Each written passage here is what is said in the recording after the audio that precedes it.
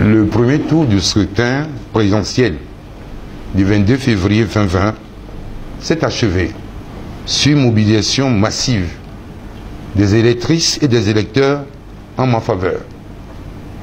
Agbo Mekodjo, candidat de MPDD, porté par la coalition de Monseigneur Philippe Okodjiro. Sur l'ensemble du territoire national, les électrices et les électeurs ont voté massivement en ma faveur. Au regard des résultats que nous avons compilés à travers les procès-verbaux en notre possession, nous avons gagné cette élection présidentielle du 22 février 2020 au premier tour avec un score oscillant entre 57 et 61%.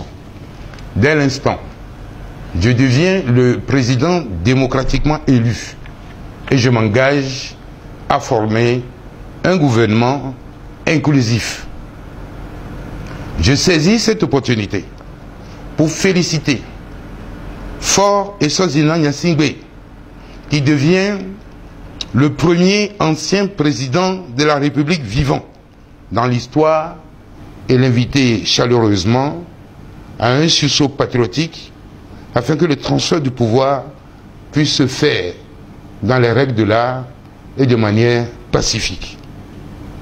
Il me plaît de remercier les forces de défense et de sécurité pour leur neutralité et leur impartialité.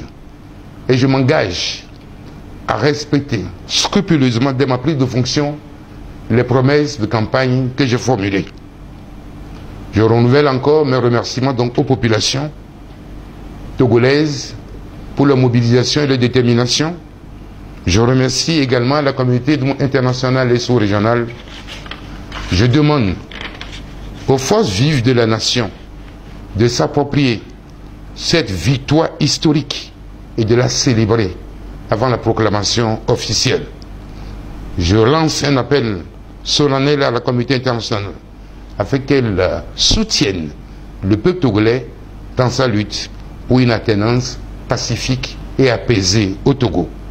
J'invite les forces de défense et de sécurité à demeurer et à conserver leur neutralité républicaine afin de ne céder à une quelconque instrumentalisation. Nous interpellons donc le président sortant à prendre la mesure de la gravité de la situation et à rentrer dans l'histoire en acceptant sa défaite. Fête à Lomé le 23 février 2020.